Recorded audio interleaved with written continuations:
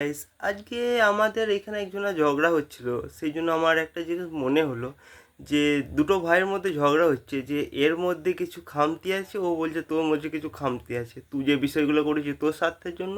এ বলছে না, তুই যে বিষয়গুলো করেছিস তাহলে এগুলো তোর স্বার্থের জন্য। তো দুজনের মধ্যে ঝগড়া হচ্ছে। তো আমার একটা জিনিস মনে হলো, সেই দুটো ভাই, যে দুটো ভাই দীর্ঘ 22 থেকে 24 বছর অবধি একসঙ্গে বড় হলো, একে মারলে ও তাকে রক্ষা করতে যেত, বাঁচাতে যেত, তার সঙ্গে মারপিট লেগে যেত, অন্য কেউ যদি তার ভাইকে বা তার দাদাকে মারতো।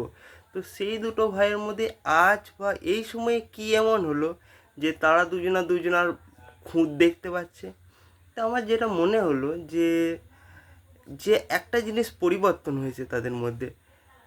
যখন প্রথম বড় ভাইয়ের বিয়ে হয়েছিল তখন কিন্তু দুজনের মধ্যে কোনো তখনও মারপিট হয়নি।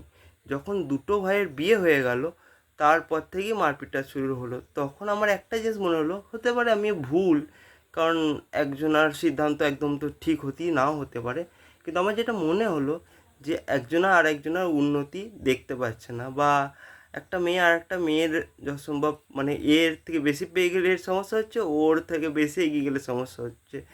তো আমার যেটা মনে হলো যে বিয়ের পরই মানে একজন একটা মেয়ে আর একটা মেয়ের উন্নতি দেখতে পারে না। আমার সেইখান থেকে আমি রিলেট করতে পারলাম যে যে আমাদের পড়াশোনার সময়ও কোনো কোনো মেয়ে দেখবে যে নিজেদের বন্ধুদের মধ্যে খাতা দেখায় না, না আমি আসিনি লিখিনি, কিন্তু অন্য একটা ছেলে চাইলে দেখবে খাতা দিয়ে দেবে। সে তার মানে বয়ফ্রেন্ড বা অন্য কিছু নাও হতে পারে, বন্ধু হলেও ছেলেদেরকে দিয়ে দেবে, কিন্তু মেয়ের একটা মেয়েকে সাহায্য করবেন। তো সেই হিসাবে আমার মনে হলো যে হয়তো বা দুটো ভাইয়ের মধ্যে এখনও কোনো খুঁত নেই, কিন্তু দুজনের যেহেতু বিয়ে হয়ে গেছে সেই দুটো বইয়ের মধ্যে হয়তো সমস্যা হচ্ছে, যে এ এগিয়ে যাচ্ছে, এ বেশি এই জিনিসটা পেয়ে গেল, ওই যে শাড়িটা পেলো ওটা বেশি দামি হয়ে গেল।